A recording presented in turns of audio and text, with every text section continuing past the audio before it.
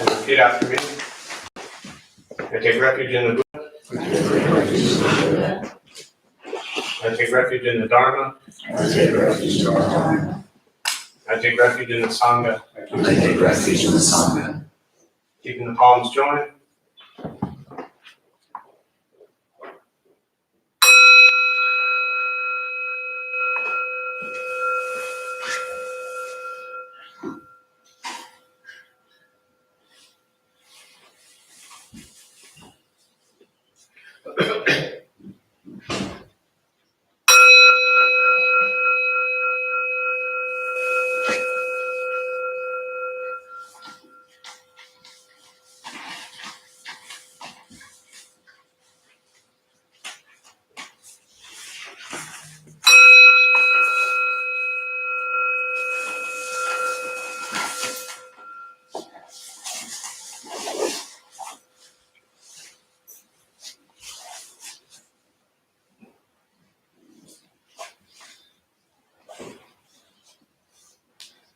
Put the palms down.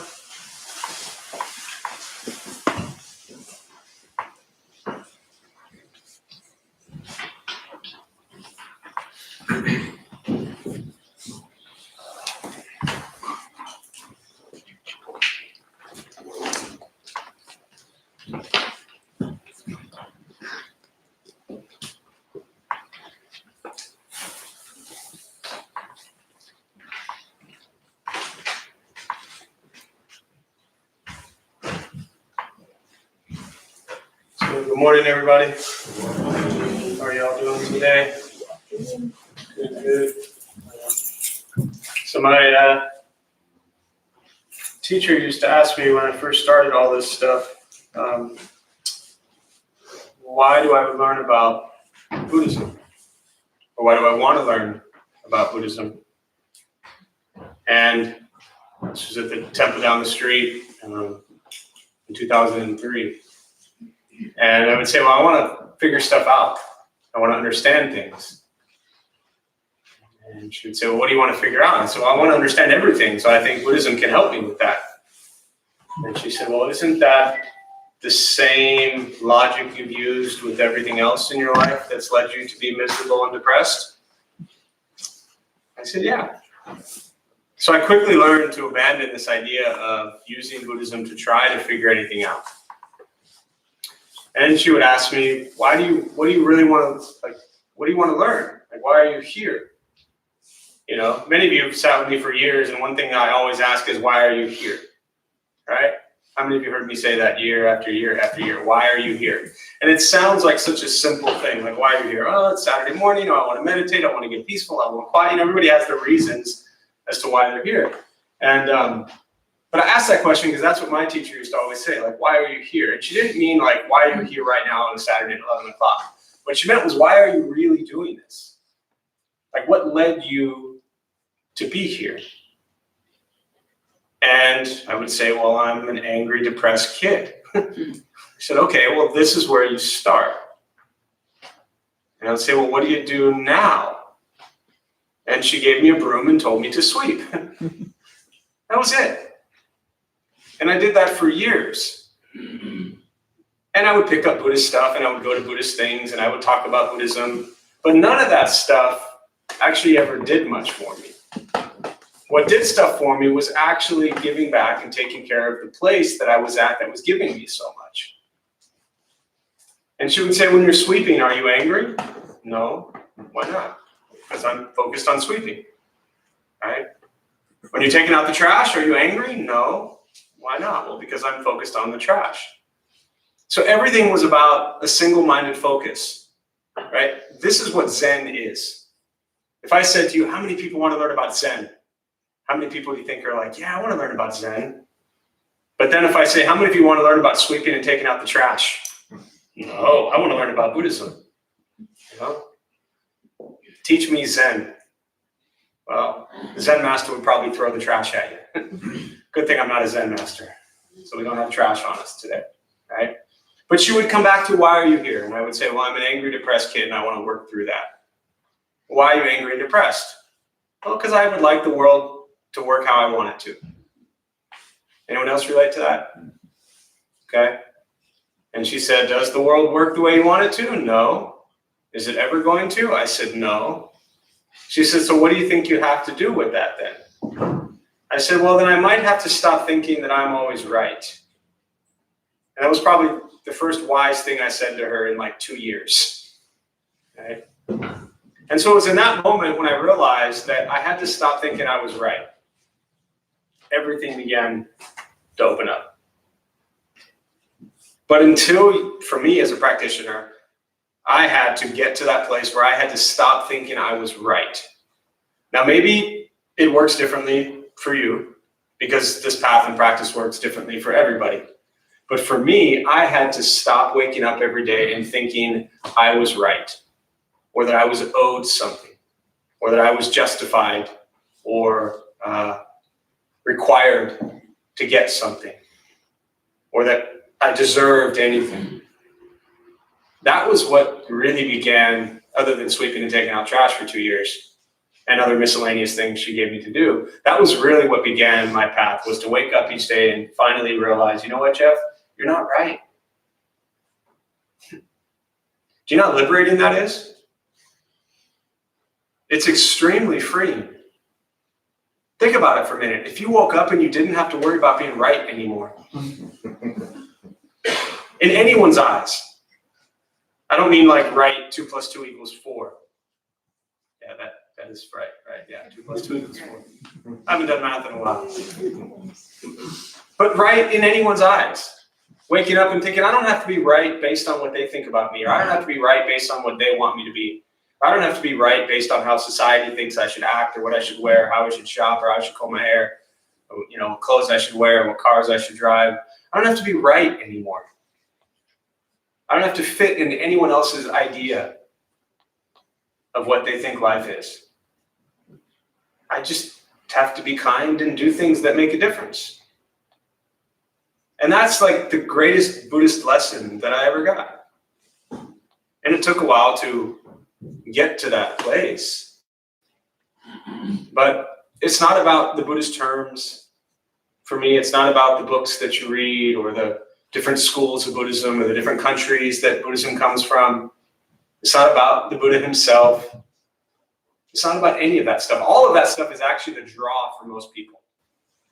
Right? This kind of allure of this, mystique, kind of Asian thing that lived a long time ago and comes from these faraway places and lives in caves. Just work on realizing you're not right. And if you're really struggling with me saying that right now, then you need to work on it twice as hard.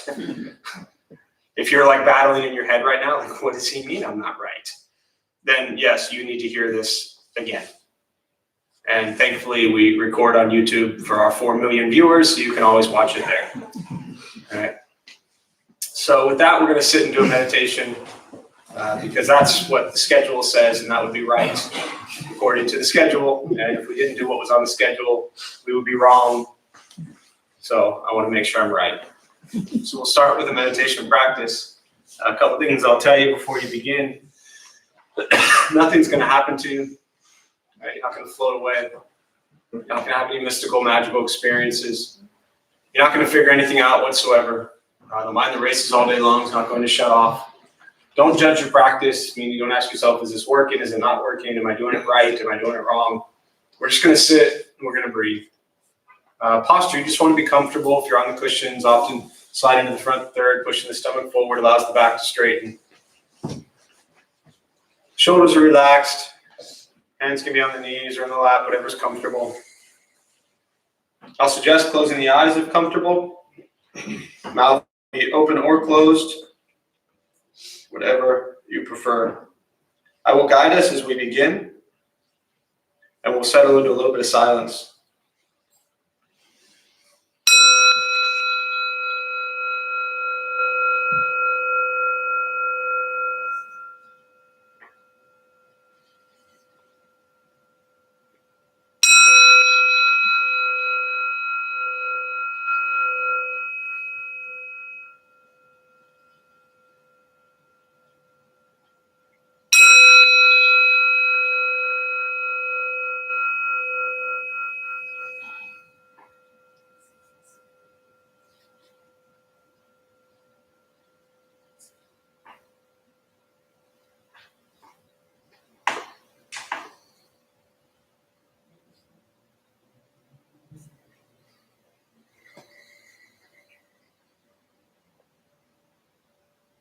And starting with the eyes closed, if comfortable, or slightly open. Mouth open or closed. Start with taking 3 deep breaths, slowly.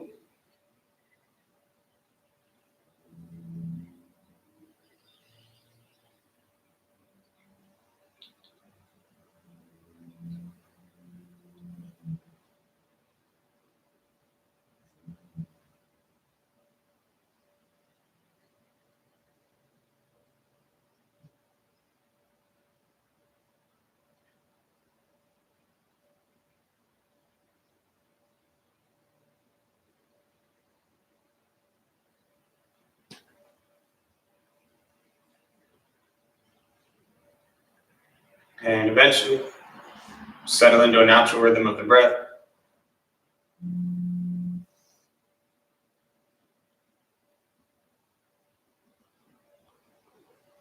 And throughout the practice, you'll hear sounds. These are not distractions, not disruptions. Simply what's happening around us as we sit.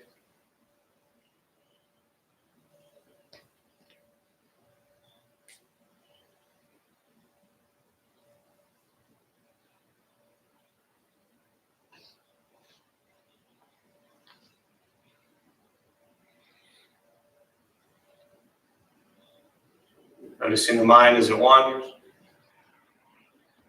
jumping from thought to thought.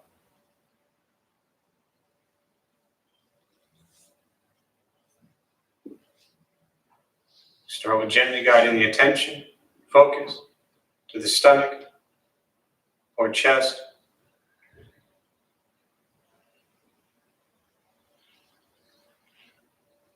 Breathing in, feel them rise.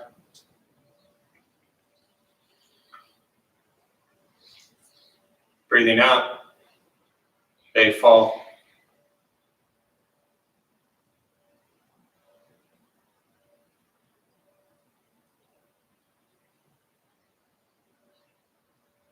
Simply continue this practice.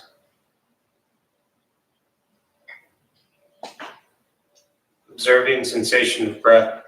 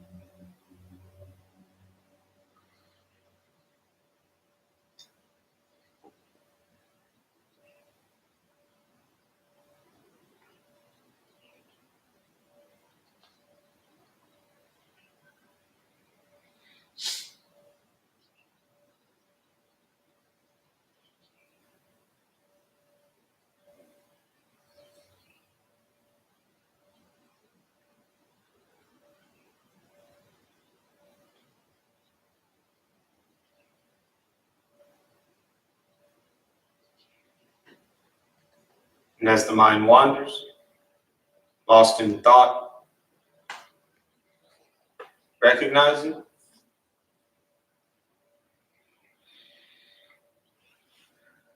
Release that thought.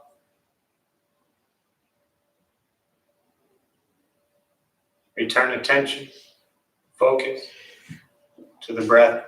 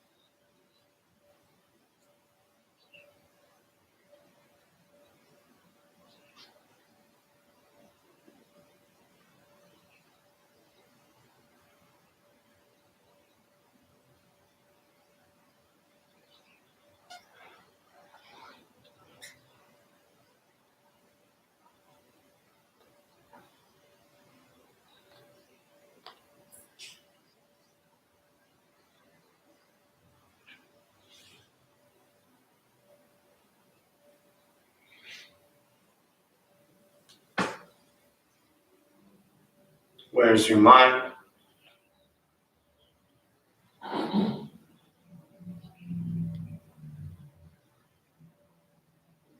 Return attention, focus to the breath.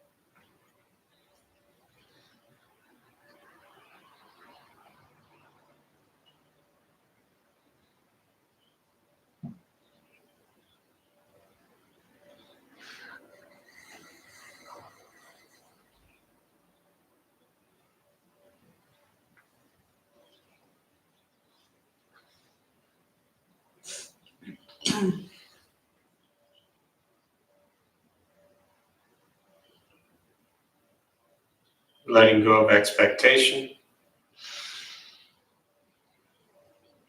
letting go of judgment from the practice. Just sitting, breathing.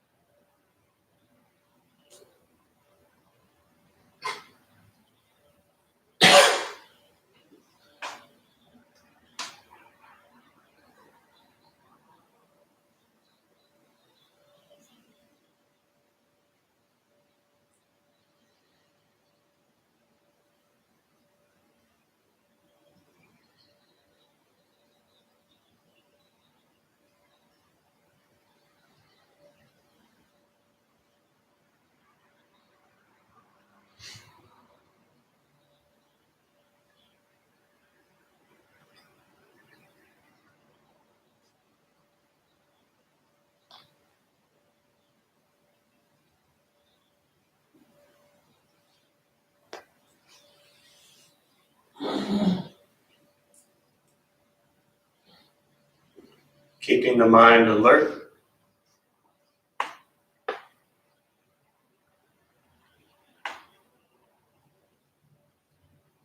aware of each sound,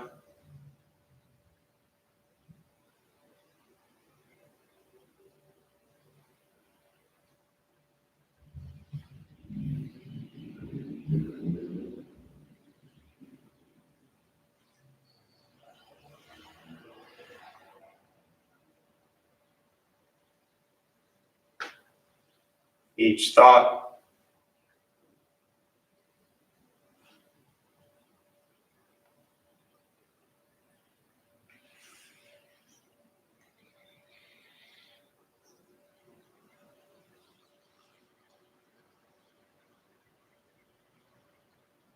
each physical sensation.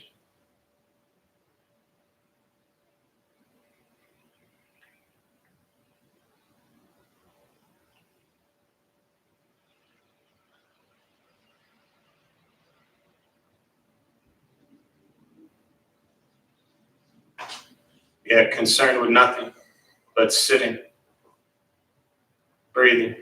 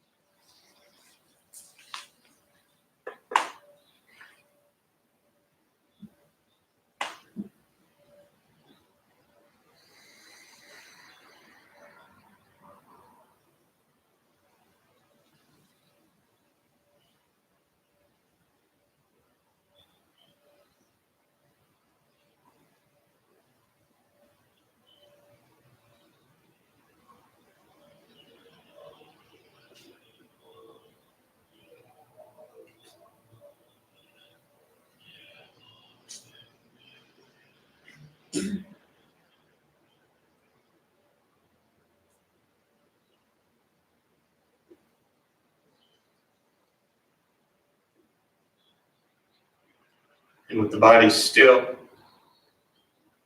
rested,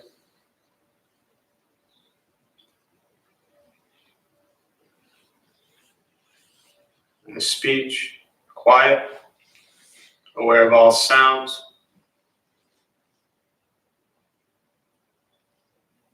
and the mind learning to settle,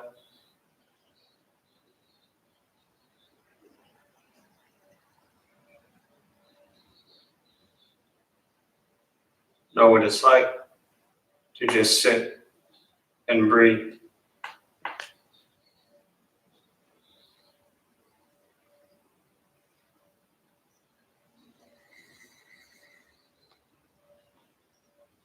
Knowing with each breath, there's nothing else to do.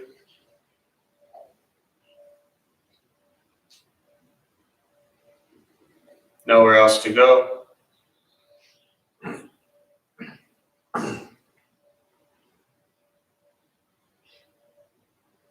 No one else to be.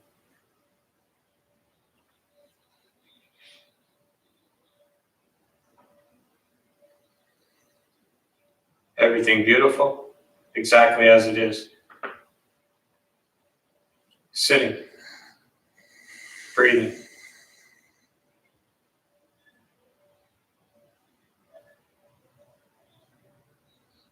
Once again, taking 3 deep breaths, slowly.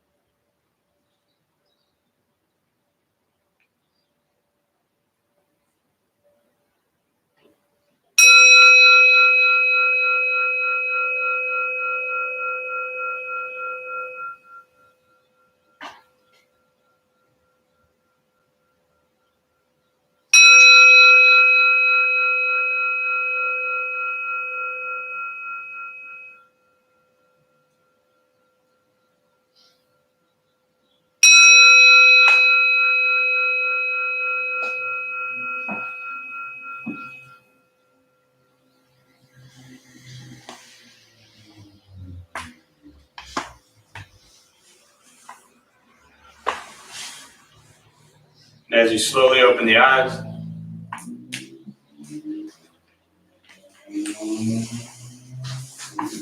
slowly begin to move.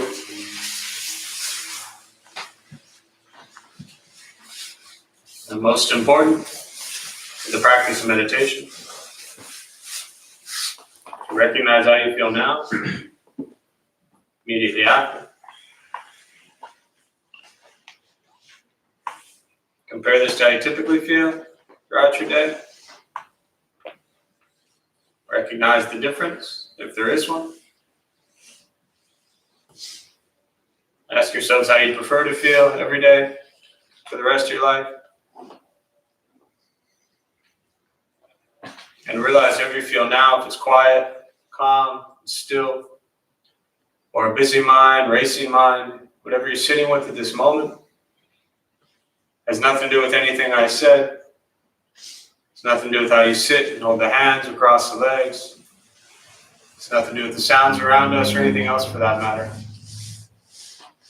It's everything to do with your own mind and your own mind's reaction to an external condition. This is what the Buddha called pratitya samuppada, means dependent origination. This is the basis of the Buddha's awakening. The word Buddha simply means awaken. He was a human being, no different than anyone in this room, who began to understand why he suffered, why he got angry, sad, depressed, stressed, anxious. He began to understand the causal relationship of all phenomena. What that means, very simply, for all of us in this room, regardless of where you come from or what you believe in or where you think you're going, your whole life is filled with things that happen. You react. More stuff happens. More reactions. That's it. This practice is learning what it's like to respond to something quietly, peacefully, still. Because for most of us, the way you responded to the last 20 minutes is quite different from how you respond to everything else that's happening throughout your day. And so all you're working on is closing the gap to where the way you feel now is closer to how you feel always. Just as driven, motivated, productive, successful, whatever that means to you in your respective lives. But with a mind that's steady, clear, focused, distracted by nothing, disturbed by no one. This is not an easy practice. It's not necessarily fun. Training the mind to be present is extremely difficult. Probably the most difficult thing you'll ever have to train in your life. But it's also the most important. Learning to be with things as they are. When you're taking out trash, just take out the trash. When you're sweeping, just sweep. If you're eating, just eat. If you're sitting, just sit. Breathing, just breathe. Just be with things as they are. Meditation is free. Buddhist practice is free. It's learning to be kind to yourself and everybody else and becoming aware of what you think and what you say and what you do. It's very simple. And for me as a practitioner early on, it took a long time for me to really simplify it. Because as I started talking about earlier, I thought, well, I'm going into this whole new journey, learning about something that existed a long time ago in a far away land. So it had to be some complex thing. It's so simple. Now, we won't make it simple, most likely. But that's your problem.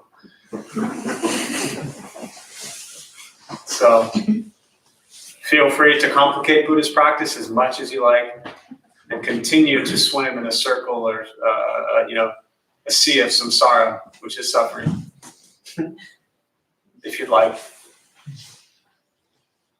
Or simplify it. That's up to you. So I'd rather just stop there and open up to questions, meditation, Buddhist practice, anything that's on your mind, and I'll use the rest of the time to address that and go from there. I'd always prefer to address what's on your mind. Yes, sir. You know, I used to be a betting man, and I would have bet $1 million your hand was going to be the first one that went up. Really? Yeah. I don't even know why I'm sharing that. I was proud of myself. I'm into sharing. Yeah, so as I looked at you and I went that way, right, as I was saying that, I was like, this guy's hand's going to go up immediately. And then it did. Hopefully I'm not embarrassing you right now. Okay. Actually, I've been reaching out for help for a lot of years. Yeah. Surfed for 35 years, surfed in contaminated water, been fighting chronic health issues on my own terms because doctors can't help me out, so made a lot of progress on natural cures. Developed some PTSD because of the whole experience with people showing me the door. Nice. And a lot of them even looked me straight in the eyes and called me a substance abuser. because of the appearance of my skin. So lately I've been going to see a therapist. So if you can, lately I've been going to see a therapist that's trained in this new technology called EMT or EMDR, which takes you into a deep state of into a deep state of meditation. Describe the shapes that you're seeing. Describe the colors that you're seeing. And I think that's been more helpful than anything else besides the natural cures. So yeah, it's been really interesting. I mean, I was near death 5 years ago, and nobody helped me out except for myself and the reading and the meditation. But the family kept on pushing me to reach out for help. Good. I'm done with reaching out for help. And I've saved my own life. And now that this psychologist has taken me into a deep state of meditation, I realize that this is where the path that I need to pursue. Good. Thanks for sharing. My one question is, though, for some reason, I've always had an attraction to this, even when I was a kid, was the pyramid shape. Whenever I am taken into a deep state of meditation, I get a bright white rotating diamond crystal clear. I have no idea. Yeah. I don't know. But then in return, I get this bright white, almost like waterfall that just kind of like flushes out what I would construe as being flushing out my chakra. So Yeah. and at this point, I pretty much told my psychologist I think I really just need to immerse myself in Buddhism because I've been exposed to it before. I lived in Japan for 4 years. Right. So. Okay, I'm going to stop you there. Yeah. Okay. So here's a few thoughts. I'm glad that you're here. I'm glad that you're working through your stuff just like everybody else in this room. I have a suggestion for you. As you're continuing to go into your EMDR or whatever it is and working on deep states of meditation, here's my suggestion. Work on not so deep states of meditation. And what I mean by that is every moment of your life is an opportunity to become present with what is. That's as meditative as it gets. Every moment of your life is a meditation practice. So meditation is concentration and presence, concentration awareness on the present moment. So my suggestion for you or anybody else is while you're doing your deep meditative states, great. Also recognize that eating cereal is just as meditative as anything else. Sure. Second thing I would say is, you made a comment about, escaping death or near death. We escape death every single moment of our lives. All of us. Every moment we take a breath, we have escaped death. All of us. And the third thing is whatever you see during meditation, pyramids, shapes, all that kind of stuff.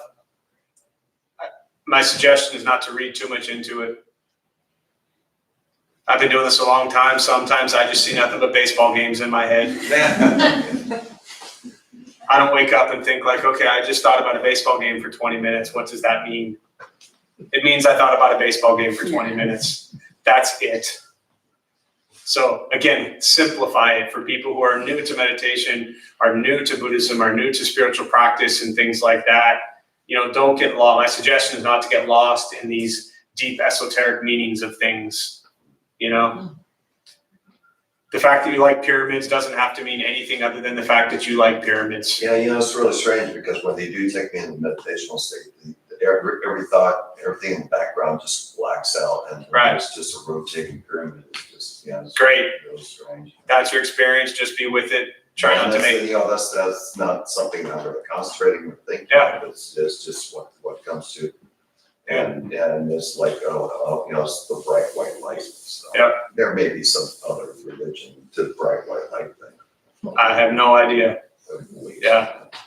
So thank you for sharing. But I'm going to move on, okay, just to be fair to others. Sure.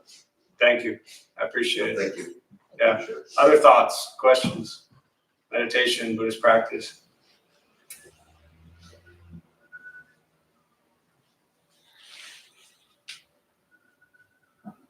Yeah. And you said in the opening, your teacher gave you a broom. Can I bring that practice home? I mean, you could Yeah. sweep in a Buddhist temple.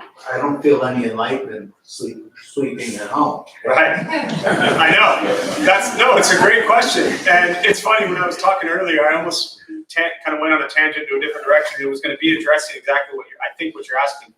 So first one out, when you said, can you take that home? I was going to say, you can take any broom you want home. Yes. It works just as well at home as it does here. You got brooms at home. Here's the funny thing, and this is what I was thinking when I was saying earlier, is that at that time, for me, from my personal experiences, no, at that time it wouldn't have worked at home, right? If I went home to sweep, it wouldn't have meant anything to me. But because a Buddhist nun in a Buddhist temple gave me a broom and told me to sweep, I felt so honored and so privileged and so humbled. And I felt so much like I was giving back to some place that meant a lot to me. But if you take all of that story away, which is all that is, it's just me sweeping. So can I sweep at home just like I could sweep at a temple? Absolutely. Do they mean the same things? Absolutely not. Why? Because I put greater importance on a complete stranger's place. How foolish is that? From my lens. Why was I treating the place I was going to and strangers better than I was treating my own place and my own people that I knew and loved? How shitty is that? Right? I had cleaned hair. Right. It really felt good. I remember it as an experience. Yes, I get it. I don't have an answer. I understand that when we do it elsewhere at some place, it's like you said, you felt good. Now, if you went home today and sweat for an hour, you're not going to feel that same way. And I don't have an answer other than the fact, kind of what I was saying is that for some reason, we put greater importance on the story or illusion that we're doing some Buddhist thing than we do on just the simple mundane task of keeping a place clean. And the practice ultimately is to bring those two together to where there is no separation.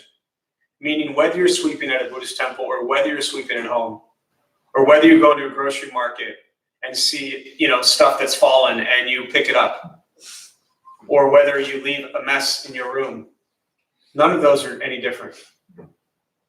They're all the same. But because we see them as different, they don't have the same impact on us. Yeah.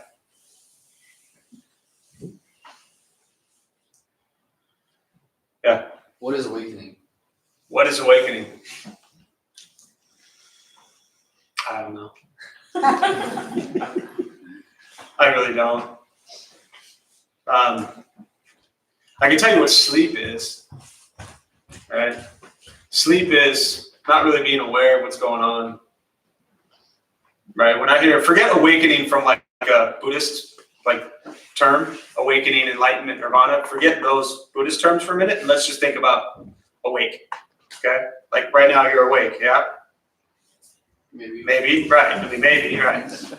So let's think about it just from awake versus sleep in a very practical sense. When we're asleep, we're dreaming, things like that, but we don't really know what's going on, we're not aware. I mean, we're aware maybe in the dream world, but in the conventional reality, what's around us, right? If you were asleep, I could, walk over there and take all your stuff, and if I was quiet, you wouldn't know, right? So when you're asleep, you're not really paying attention to things.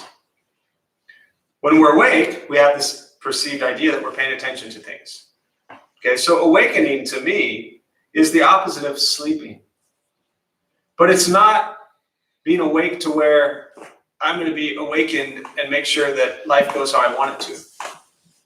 How are you in moments of pain and misery? How are you in moments of being told what you don't want to hear? How are you in moments where somebody's arguing with you? How are you in moments when people hurt you? How are you in moments when your ego is challenged How are you in moments when the world just doesn't go your way? Explore how you are in those moments, and most likely, unless you are a fully awakened being, pretty much close to the opposite of those things is awakened.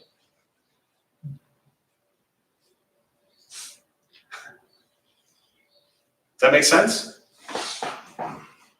There is, what's that? Maybe. Maybe, great, maybe's good. I mean, if it totally made sense, I'd be a little worried. Often, so in Buddhist practice, there's the Four Noble Truths. First one is life is suffering, the second one is the cause, third one is nirvana, freedom from suffering, and the fourth one is the path, and that's the Eightfold Path. Okay, correct views, thoughts, speech, action, livelihood, effort, mindfulness, concentration. It's what you do. It's your karma, it's your action. But the second one, the cause of suffering, is greed, anger, ignorance. We overcome greed with generosity, we overcome anger with compassion, we overcome ignorance with wisdom. So to me, when I hear a question about awakening, right, enlightenment, nirvana, awaken, it's supreme ultimate wisdom. And wisdom is what we use to overcome ignorance. So the reason I respond to your question the way I did is that when someone often says, which they do, what is wisdom? I can't sit here and define wisdom, but it's very easy for me to recognize when I'm being ignorant. Very easy. I spent my whole life being ignorant. That's 44 years of ignorance, okay? Minus maybe like, a minute. So a lot of ignorance is easy to recognize. I don't run around trying to define ultimate wisdom. I roam my days trying to explore my own ignorance. The Buddha praised Subhuti, one of his great disciples, for his discourse on emptiness, which is ultimate wisdom. And Subhuti said nothing. And the Buddha said, great job at defining emptiness. Nothing. Didn't say anything. So I think as a practitioner, coming back to the question of what is awakening, explore in your mind, what does it mean to be asleep? What does it mean to be wrapped up in our ego, our pride, wrapped up in, what we look like, what we wear, as I mentioned earlier. Going, shopping for an hour or two to make sure a shirt looks a certain way, or make sure these jeans fit us properly, or that the shoes match our belt. What is that all about? And I'm coming from a place of years of being a kid who did that. So this is not judgment on anyone. This is the misery I lived in for years. You had to have the brown shoes with the brown belt, and you had to have the black shoes with the black belt, and you had to wear this before Labor Day and that after Labor Day. I mean, ridiculous. Yes, you've known me for 44 years. So this is the world we live in. Right? I mean, we want to awaken, right? We want to end suffering, but we're not even okay wearing a belt that doesn't match our shirt or shoes. Insanity, So I got enough time to go on that tangent, but there's a little taste of what awakening is not, Yeah. Yeah, go ahead and then there, yeah. I feel that reacting to external things from almost like an anger type of place is my hardest thing, is that when someone does something to me, I want to do something back, or that's a tough one. And it happens so fast, it's again, that's why the word reaction, there's action, there's reaction. And I understand that, when I'm in a calm place, I feel pretty calm, but in that moment of reaction, there's loss of control at that moment. There is. That's very dangerous. It must be that seat, because usually Bruce is sitting right there asking the same questions. I'm going to try this with you. I don't even really know you, but it worked with Bruce last time. So this is the first time you've ever asked a question here, right? You've been here a couple times. Yeah, but this is the first time you've ever asked a question? One other one. Okay, my mistake for not remembering it. But Bruce asks questions constantly, okay? And he was here last week, 2 weeks ago, and he asked a question, always asks the same question, same idea. And I told him, you can no longer ask any questions in class here until you spend 4 hours of the Day of Silence retreat, okay? So that was 2 weeks ago. First Saturday of the month, we have a day of silence, 4 hours of silence, right? I've told all of this to Bruce's face, so I don't feel bad saying it, without Bruce here. And so 2 weeks ago, I said, you cannot ask another question until you do the Day of Silence retreat. Well, it just so happened last week was a Day of Silence retreat. So sure enough, what did he do last week? He went to the 4 hours of Day of Silence, right? And then sure enough, it was over. 30 seconds after it was over, I walked out of class and he was already standing there with something to ask me about. Okay? My challenge for you have a whole 3 weeks to work up to it, right? I'm going to come back to what you said because I have other ways to respond to it, but I just feel like doing this right now. My challenge for you is try a Day of Silence, 4 hours. It's from 8 to noon, the first Saturday of the month here. It's 20 to 25 minute sits, and then that repeats. There's a 5-minute break in between, so it's not like you're sitting perfectly still for 4 hours. Right? There's a walking meditation, you get to go outside. There's a sweeping meditation, cleaning meditations, you get to get enlightened that way. But it's 4 hours. What this teaches us is many things, and really it's more of your own experience with it, but I want to tie back to what your question was, which is about reacting and coming from a place of anger and being calm or not calm. One thing about action and reaction, the way you said it, my suggestion is to remove this idea of reacting. There is only acting. You said there's action and then there's reaction. There's just actions. Now, I may say something to you, and on the surface, we would say your response back is your reaction. And then I would respond and we would say that was my reaction to your reaction. Well, when do the reactions ever stop? Ultimately, everything is nothing but a series of the law of cause and effect. Actions happening one after another after another. So if we remove this idea of reacting and we just think about acting, what that does is it gives us a little bit of gap, right? I know what it was like to be a kid who was angry and somebody looked at me the wrong way or said something wrong and I just snapped and I would hit them. That was it. That was my life for a long time. So I understand that. But what I had to learn to realize is that this is not me reacting to what they're doing. This is me acting out of my own ignorance, my own anger, and my own hatred. And all they're doing is acting from their own place. But when I say I'm going to react to them, that gives an excuse. Mm-hmm. That gives me this power that says, well, you were an asshole to me, so I'm going to react in the same way, and I'm justified by doing so. Everything is just, that's a karma. Karma is action. Body, speech, mind, what we think, what we say, and what we do. So everything is just an action. First thing. Does that make sense so far? Yeah, yes, excellent. Great, I just made it up. The second thing is a story that I tell once every few months. I used to tell a lot more. I haven't told it in a while.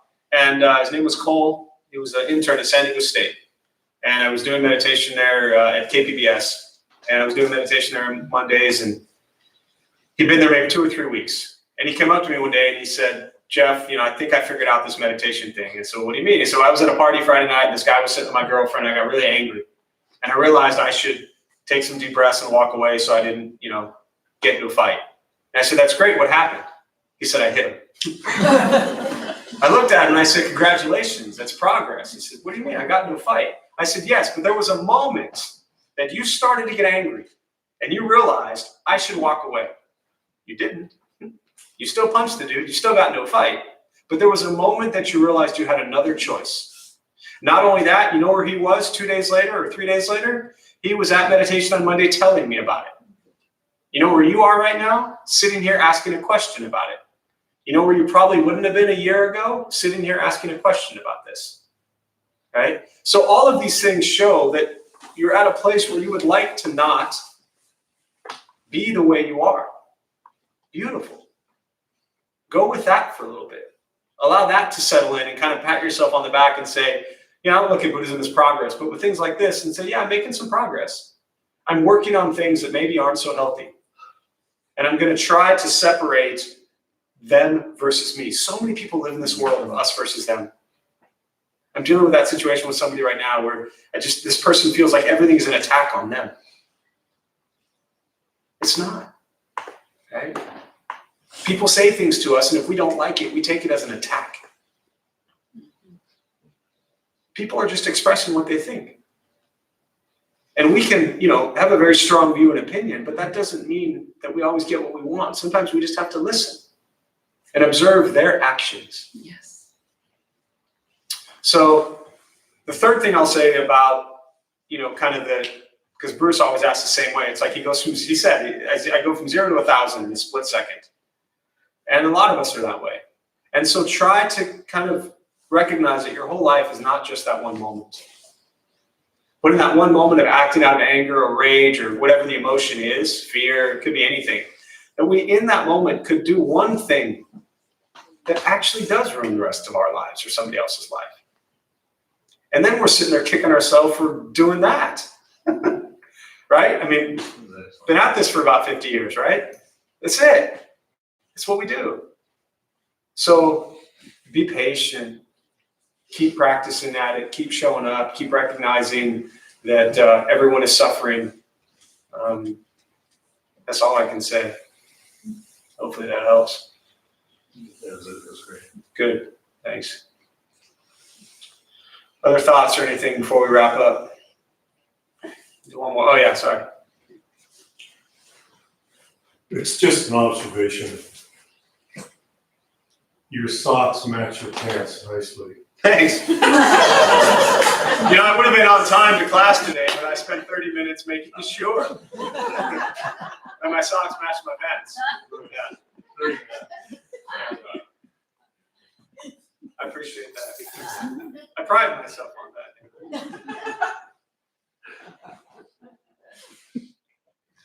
I was gonna say I'll be sure to make sure next week I don't do that, but then not doing that is the same thing as doing that. So, right? But that's the thing. It's like the form is emptiness, emptiness is form, form is precisely emptiness, emptiness is precisely form. We can try just as hard to not match our socks, and that's just as bad as matching your socks. Absolutely. So it's not about the matching or the not matching. It's about the concern or care, thinking that either one of those means anything. Let me clarify that for those who've never heard me talk about the sock thing, and I don't think I'm talking about that right now. But my point is, when I'm talking about us wrapped up in whether our shoes match our belt, I'm not saying that it's bad for your belt to match your shoes. What's really unhealthy is the fact that we think it makes a difference. All right? So whether they match or not, it isn't what's important. What's important is and this is in the Buddhist terminology, attachment. It's your attachment to it. How much you have invested in. How much you have invested in the time and energy and effort to ensure that everything looks a certain way. And that's how most of us have lived our lives, is making sure that we look a certain way. I mean, before you left your house today, if you live in a house, did you stop in front of the mirror and say, how are my insides doing today? Or do you stop in front of a mirror and say, how does my hair look? I'd never have to do that, right? Neither does Chuck, right? So we don't stop and think, how is our outside look, or how is our inside looking?